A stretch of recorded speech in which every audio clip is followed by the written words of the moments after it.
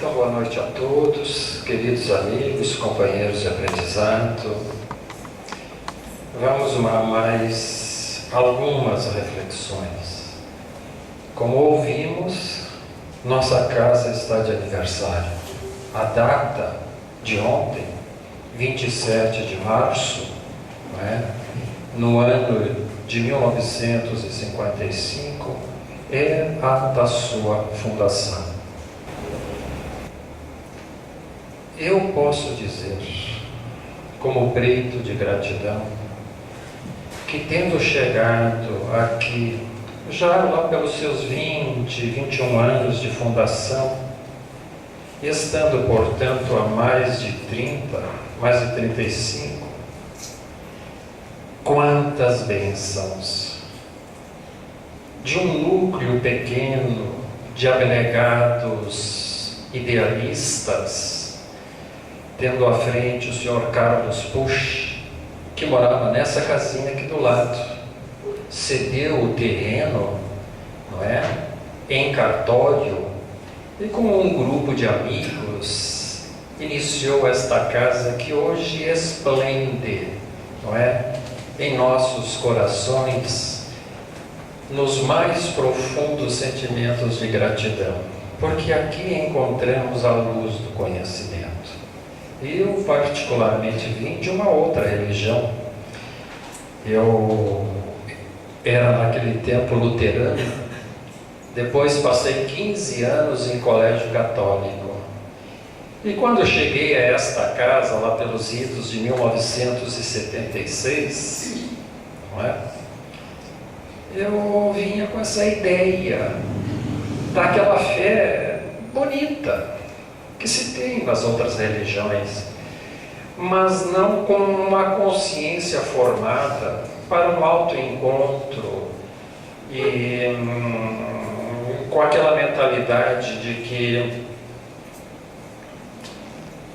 nós somos praticamente passivos, não é? O pastor faz tudo, o padre faz tudo.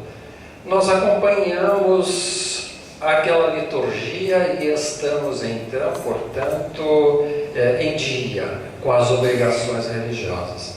Mas quando eu aqui cheguei, exatamente com esta mentalidade, eu assisti à palestra de uma senhora. Eu posso dizer, sem demérito nenhum, ela era semi-analfabeta, mas com uma lucidez, com uma vivência, com uma sabedoria de vida que a mim causou estranheza e espanto. Ela falava com simplicidade, né? Ela era moreninha, mas um olhar simpaticíssimo, que cativa daquelas almas assim que, quando abrem a boca e irradiam, logo geram um magnetismo agradável em torno de si. E ela cantava o som do Evangelho numa melodia inesquecível. Junto depois, não é, outros companheiros, João Benônimo Conceição, sua esposa Jaci e outros, muitos outros, ali eu encontrei apoio. E eu cito isso exatamente, não só por um sentimento de gratidão, mas também porque aqui eu encontrei respostas que lá fora eu não obtinha e que procurava, não é?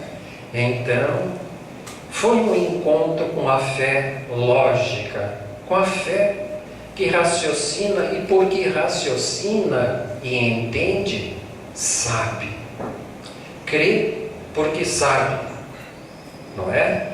Então, nesta lógica que tanto me encantou a vida, eu procurei hoje, não é, selecionar algo que encontrei em um e-mail que amigos, que aqui estão por sinal, me mandaram, e que fala sobre lógica e inicia por um pensamento, não é, de Jackson Brown, Eu não tive o cuidado de procurar na internet se ele é americano, se ele é inglês, se ele é...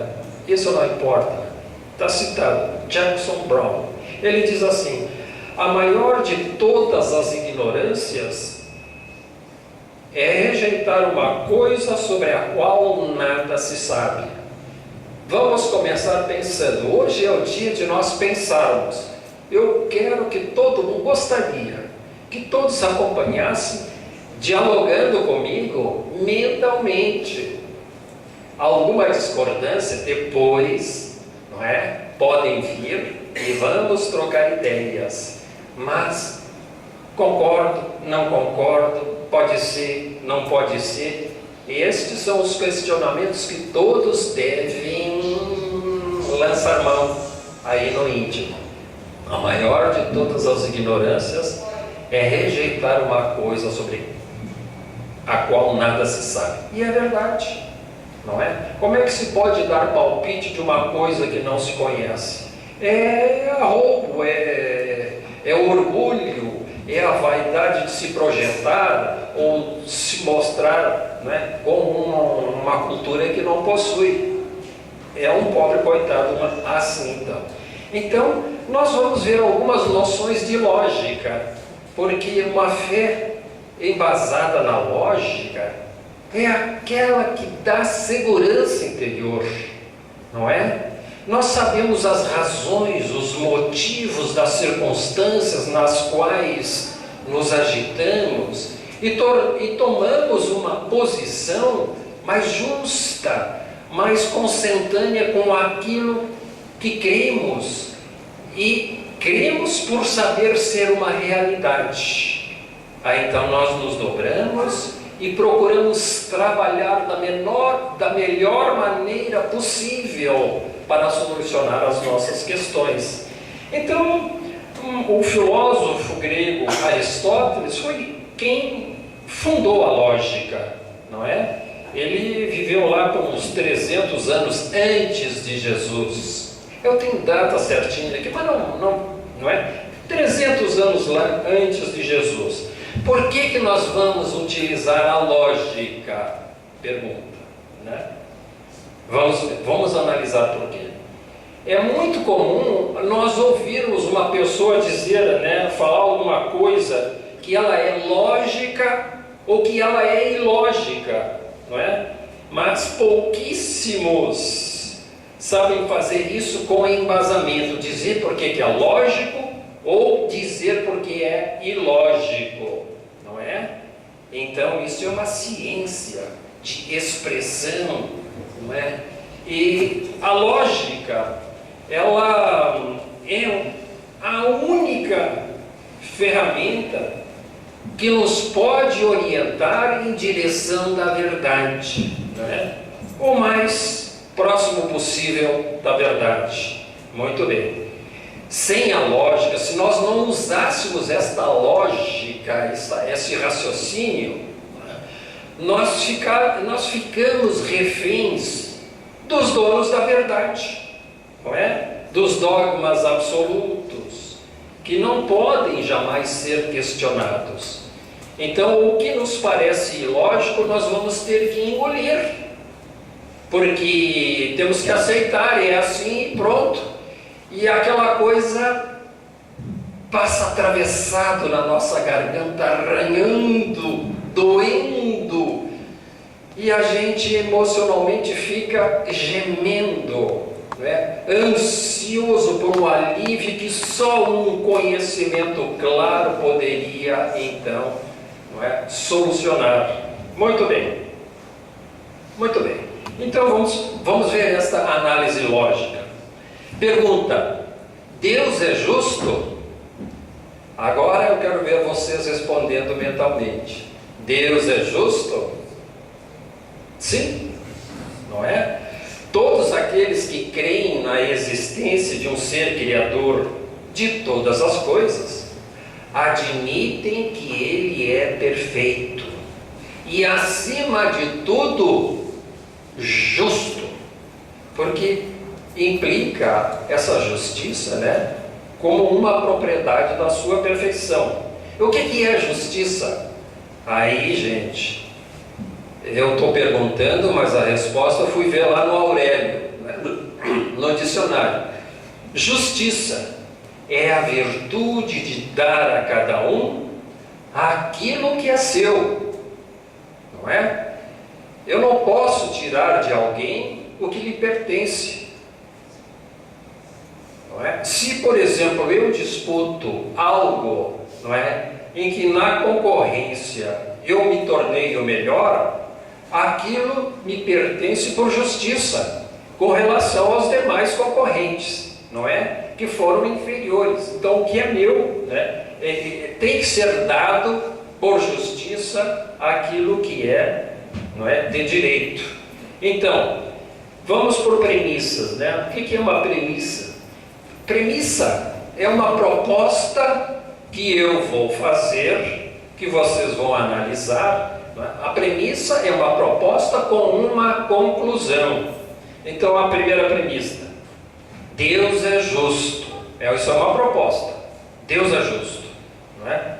Na lógica, no infinito das perfeições do nosso Criador. Vamos fazer então uma análise lógica sobre essa proposta. Se Deus é justo ou não é justo. Pergunto então: seria justo impor um sofrimento a alguém sem que este tenha merecido tal sofrimento? É justo fazer alguém sofrer, alguém que não merece? Resposta: não, né? Eu acho que aí não há discordância nenhuma. Não é justo, porque tal ação vai de encontro, não é, ao próprio conceito de justiça que nós vimos ainda há pouco, não é? A virtude de dar a cada um aquilo que é seu. Muito bem. Segunda premissa, segunda proposta com uma conclusão: não é justo impor um sofrimento a um inocente. Não é justo impor um sofrimento a um inocente. Concordamos? Claro, não tem como, né?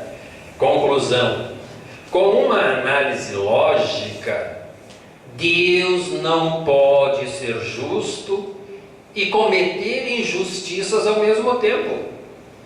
Concordamos? Ou se ele é justo, ou ele pratica a justiça, ou ele não é justo, não é?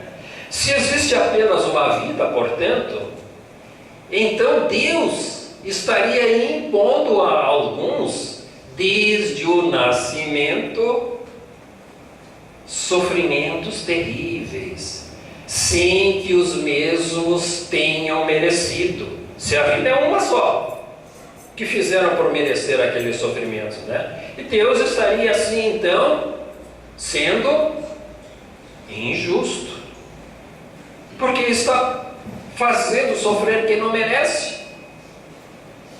Continuemos os nossos raciocínios. Por que algumas pessoas já nascem defeituosas ou doentes e outras não? Seria justo que Deus fizesse pessoas sofrerem desde o nascimento por algo que elas não fizessem, ou pelo que outras pessoas fizeram? Qual a explicação para as pessoas que nascem defeituosas, paralíticas, doentes, cegas, enquanto outras nascem perfeitas e saudáveis? É outra pergunta. Duas crianças irmãs, por exemplo, uma perfeita, outra paralítica. Por que uma já nasce com esse sofrimento e a outra não? Se houvesse apenas uma vida e tivéssemos como objetivo atingir a salvação, por que então uns nascem com mais condições para atingir esse objetivo do que outros? Porque aí há uma desigualdade evidente, não é? Uns nascem em famílias estruturadas, que lhes dão educação, bons exemplos de moral, né? E os encaminham para o bem. E outros nascem em famílias desestruturadas, no meio de extrema miséria, sem nenhum tipo de referencial moral, às vezes já cedo vítimas de violência e de todos os tipos de mazelas. E além disso, mesmo enfrentando todas essas adversidades, essas pessoas ainda teriam que ser julgadas depois da morte, não é? E poderiam até mesmo ser condenadas à pena eterna pelos erros que cometerem apenas uma vida. Poderiam ou não poderiam? Poderiam, não é? Quanta desventura, quanta injustiça nesse caso, não é? Além de serem injustiçadas pela sociedade, seriam injustiçadas pelo próprio Deus, porque as condições foram diversificadas e o objetivo era comum a todos, é comum a todos, não é? Como explicar que, mesmo tendo sido boas durante toda a sua vida, né, são surpreendidas, pessoas são surpreendidas por doenças terríveis, ou ainda são vítimas de acidentes, de tragédias, enquanto outras passam por toda a vida sem conhecer um infortúnio desse tipo aí. Poderíamos, então, alegar azar de uns, sorte de outros. A gente pode alegar isso? Até que pode. É o azar de um, mas aí falhamos, não é? Aí torna-se falha a justiça de Deus. Se nós fôssemos criados por Deus no momento do nascimento e não existissem vidas anteriores, note-se bem, se não existissem vidas anteriores, qual seria o critério do Criador, né, que ele usaria para escolher quem é que vai ser saudável, perfeito, e quem é que seria deficiente, cego, etc. Não é? Que critério seria esse? Não é? Será que a única explicação seria sorte ou azar? Não haveria uma explicação mais coerente? Absurdo, portanto, né, gente? Tremendo absurdo. Deus criou leis sábias e justas que regem a harmonia em todo o universo, não é? Destas leis, para que tenhamos conhecimento de como estão assentados os critérios de justiça de Deus, nós podemos destacar 3: a lei de evolução, não é? Do livre-arbítrio e de causa e efeito. Lei de evolução, vamos dar uma repassada. Tudo no universo caminha para a evolução, seja no mundo mineral, seja no vegetal, seja no animal, seja no espiritual. Então, na lógica, né, a maior razão de nós estarmos aqui nesse planeta é para trabalharmos em prol da nossa evolução, não é? Muito bem, lei de evolução. Temos uma vista agora sobre o livre-arbítrio. Deus cria espíritos simples e ignorantes e dá a todos as mesmas condições iniciais para que atinjam sua evolução, né? Porém, cada um de nós tem o poder de escolher qual caminho ou quais caminhos deveremos seguir, né? Nem Deus interfere neste direito. Porque se nós quisermos fazer uma besteira, Deus deixa. Por quê? por causa desta outra terceira que nós acabamos de citar, lei de causa e efeito, que diz, né? Ao fazermos as nossas escolhas na vida, recebemos os resultados positivos ou negativos desta ação que empreendemos, não é? Deus não precisa ficar a cada erro nosso nos punindo, ou então em cada acerto nos premiando, não é? Aliás, Deus nunca pune ninguém, diga-se de passagem, né? Nós mesmos que nos punimos através das ações erradas. Por isso é que estamos aqui para aprender, não é? Principalmente a discernir, a perceber. E as experiências do dia a dia são os indicativos deste desabrochar, deste surgimento de discernimento ajustado, que se concretiza à medida que as nossas experiências vão se realizando.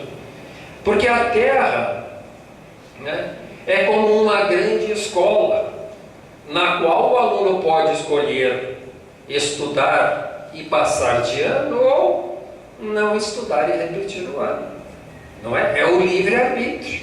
Muito bem. Cada vida nossa é como se fosse um ano letivo. É como um ano letivo, né?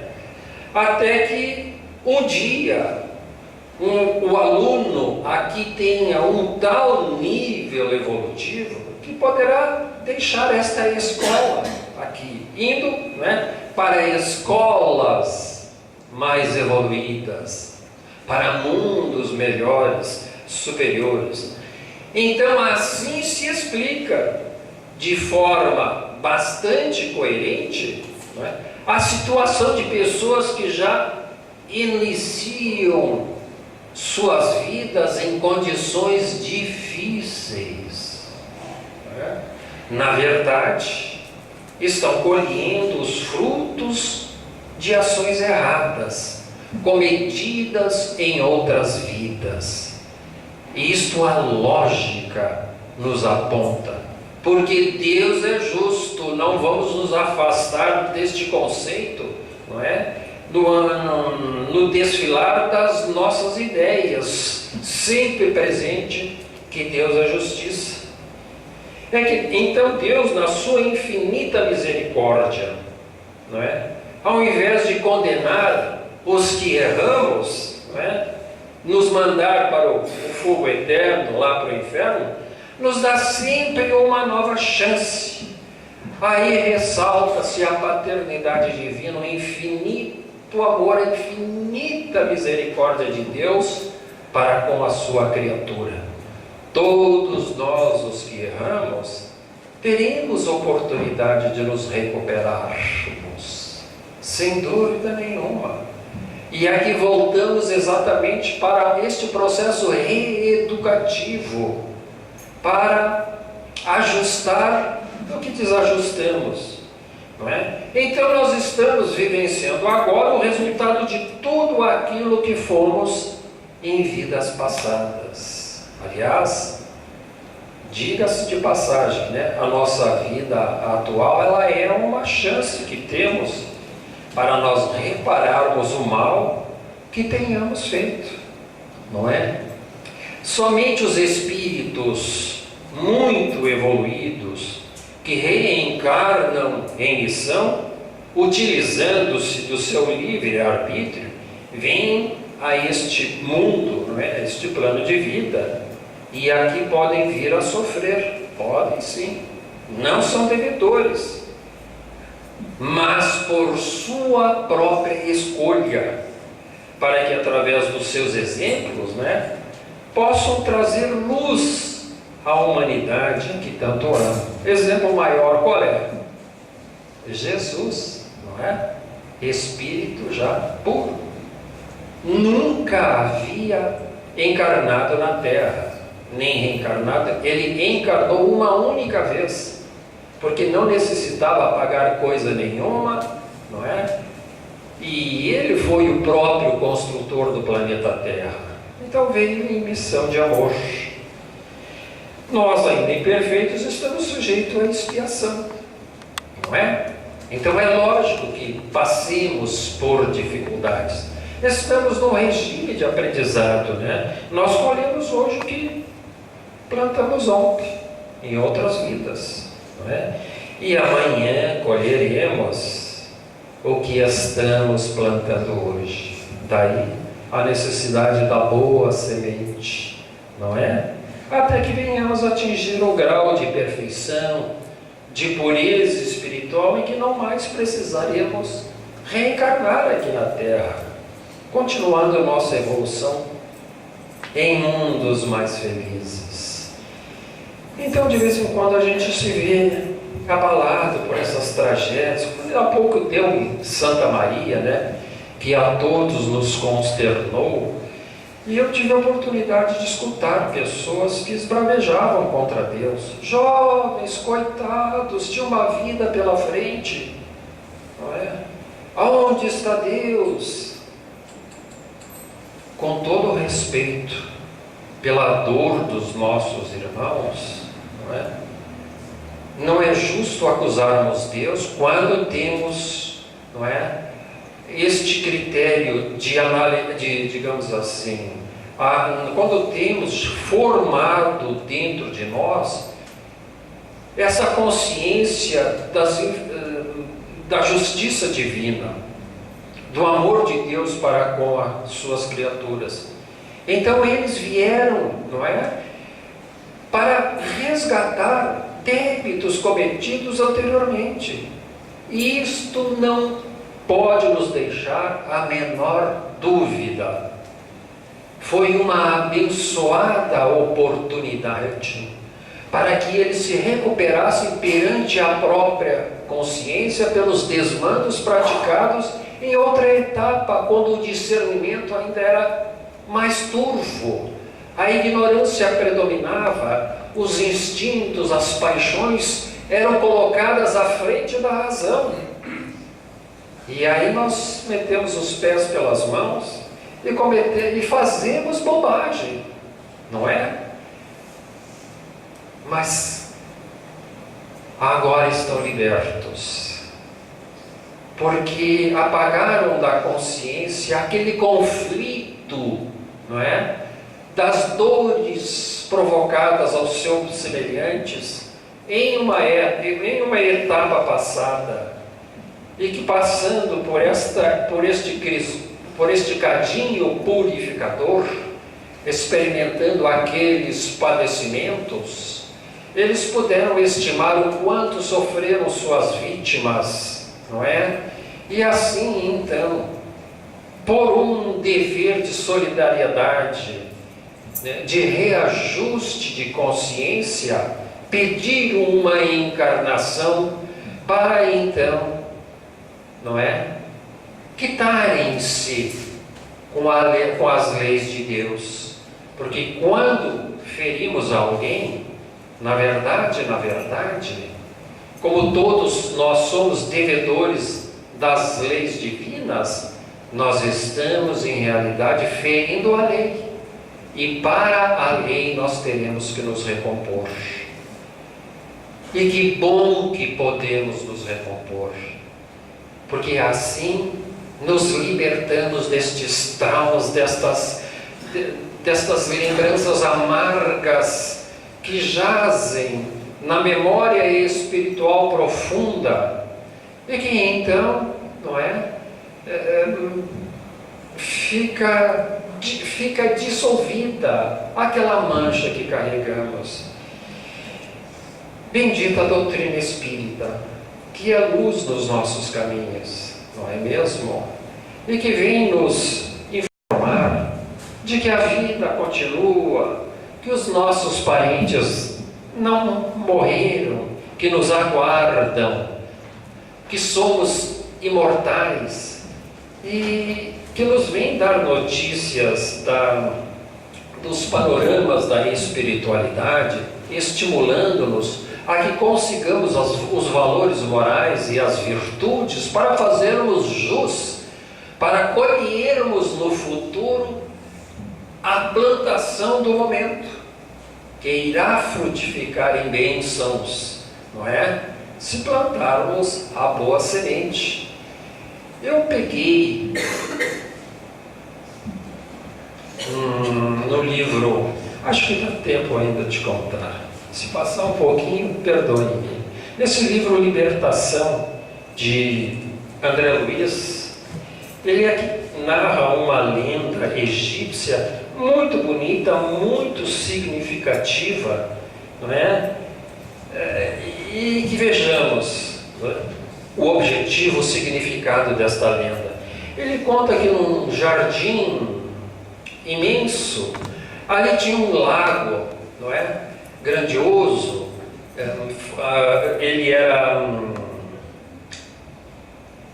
adornado por azulejos azul turquesa, e ali dentro vivia uma coletividade de peixes que estavam tranquilos, se alimentavam de larvas, de insetos, de minhocas, não é? Viviam nos seus esconderijos sombrios de lama, não é? Descansando numa boa, e que também ali havia um peixinho vermelho, não é? Que corria de lá para cá e era menosprezado pelos demais, e ele vivia exatamente correndo de lá para cá, aflito, ansioso, porque os peixes maiores, os mais gorduchos, arrebatavam toda a comida. E ele tinha dificuldade de encontrar alguma coisa para se alimentar. Então essa dificuldade toda, essa agitação, né, atormentado pela fome, ele não encontrando pouso, não é? E forma de se acalmar, ele passou então a estudar o ambiente. Ele começou a estudar, ele sabia, fez um inventário de tudo quanto é ladrilho que tinha, não é? Contou, sabia nos espaços da profundeza do largo, para onde iam correr a lama que vinha das enxurradas, ele sabia tudo, não é? É um estudioso, muito bem. Então, nesses estudos todos, um dia ele chegou, não é, à parte extrema deste lago, porque o lago ele era alimentado num lado por um estreito canal de pedras, não é? Um pequeno canal de pedras, e no outro se escoava através de uma grade muito estreita. E um dia ele chegou diante daquela grade ali, né? E aí pensou, e não será melhor então pesquisar a vida que está lá do lado de fora? Ele raciocinou. Aí ele não hesitou. Como ele era mesmo magrinho, ele ainda passou por aquela porta estreita, diríamos assim, que dava acesso ao mundo exterior. Perdeu umas escamas ali, mas foi indo, não é? Pelos riachos, não é? Pelos pequenos córregos, alcançou até um rio e foi em frente, entusiasmado, e ali via na margem árvores frondosas, via cidades margeando o rio que ele estava a percorrer, barcas, não é? Animais por ali. Ele foi, e como ele era um estudioso, ele foi vendo, registrando tudo aquilo, ele foi indo, foi pelo mar, até que chegou no oceano. Lá no oceano, então, ele ficou embevecido, não é? Ele viu, começou a observar famílias de peixes diferentes, não é? E, tocado por essa paixão de observar, vamos dizer assim, ele chegou perto de uma baleia enorme. E aquela baleia, casualmente, ele chegou no horário da primeira refeição daquela baleia, vamos dizer assim. E a baleia lá, ele se aproximou e a baleia engoliu ele. Mais um monte, um cardume lá. E ele ficou lá naquela sombra, preso lá, e começou a orar para o Deus dos peixes, né? Meu Deus, me tira daqui, Senhor, me dá uma nova oportunidade deste mundo de sombras. E aí lá pelas tantas, a baleia, não é, começou a soluçar e vomitou ele para fora, e ele sai, ufa, muito obrigado, meu Deus, né? Se viu livre, adquiriu com isto maior prudência, né? E aí foi indo, verificou ali um cardume de salmões, de trutas, ali chegou até um palácio de coral, não é? Aonde ele conheceu peixinhos assim que tinham afinidades, que gostavam do conhecimento, e ali ele ficou. Se sentiu imensamente feliz, não é? No novo ambiente, ele estava estável, estava muito bem, mas começou a lembrar daquele pessoal dele lá. Meu Deus, aqueles meus companheiros de infância, eles vivem lá parados, pachorrentos, preguiçosos, e não conhecem a beleza que existe para além daquele muro limitado que lá está. Eu acho que por um dever de consciência, eu devo retornar e avisá-los de que existe um mundo estuante e belo, adiante, aguardando por eles, não é? Empreendeu a viagem de volta, pegou o mar, o rio, foi pelos riachos, entrou de novo por aquela grade lá e olhou ao derredor, achou que ele ia ser recebido com festas, com entusiasmo, mas silêncio total. Ele foi aqui, foi ali e começou a ficar indignado, né? Mas como? Não é? Ele gritava, mas não adiantou, porque os peixes que estavam lá nem sequer tinham se dado conta que ele tinha saído. Então, na sua indignação, ele foi lá para o rei dos peixes lá, porque lá também tinha um rei, não é? Então, aquele rei de guelras grandes lá, ele contou sobre a realidade deste mundo lá de fora. Um rei meio descrente assim, né?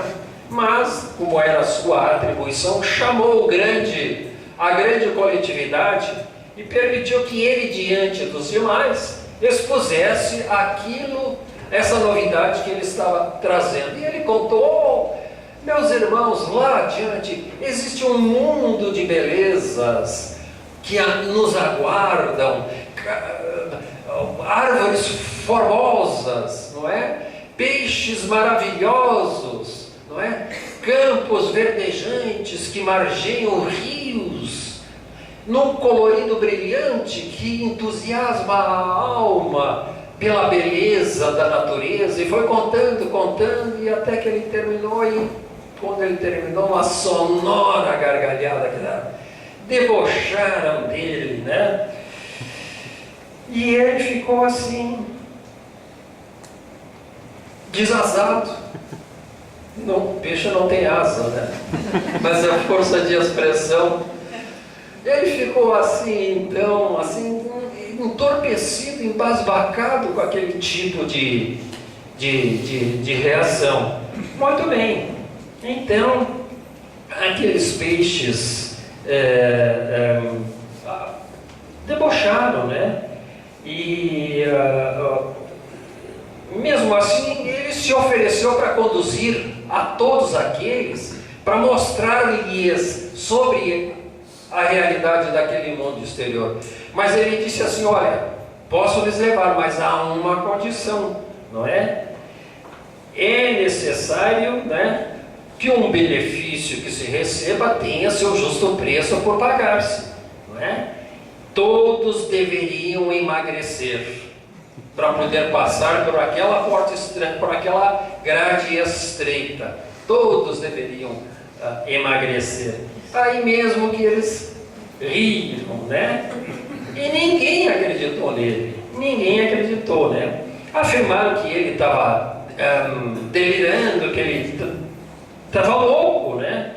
Porque vida além do poço, né, era totalmente impossível. A realidade era aquela. Isso seria a fantasia no cérebro demente desse peixinho vermelho, diziam, não é?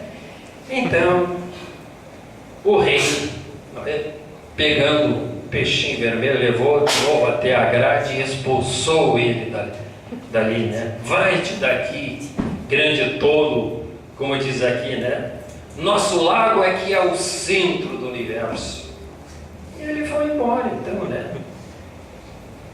Já que ninguém possuía uma vida igual àquela, como disse aquele rei lá, ele largou de mão, foi embora, retornou para o seu palácio de coral e ali viveu, até um tempo em que ele soube que uma grande estiagem havia ocorrido lá naquele lago e aqueles peixes gordos, preguiçosos, haviam perecido na lama que restava.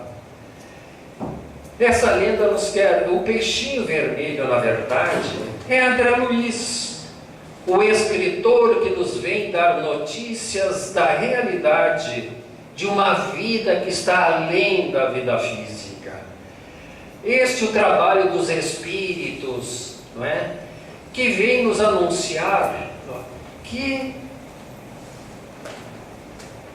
aguardemos, que trabalhemos tanto quanto nos seja possível pela nossa evolução, não é? Adquirindo cultura, valores morais, praticando bem, enfim, sobrepujando as nossas dificuldades com fibra, não é? Com galhardia, com encorajamento, e que nas circunstâncias da vida, né, pudéssemos superá-las, não é? Uma ofensa que nós viéssemos a silenciar, uma agressão que desculpemos. Então, esses golpes que possamos evitar e que estamos sujeitos a miúde frequentemente, não é? Que evitam conflitos, que então fazem-nos arder nas chamas do ódio, digamos assim, e que creiamos na força da não violência, lutando, não é? Pela paz, pela pacificação interior, semeando os nossos bons exemplos, não é? Estudando, enfim, principalmente as questões evangélicas, que são aquelas que nos apontam rumos mais favorecedores para as nossas vidas. Muito obrigado pela atenção, que Jesus nos abençoe.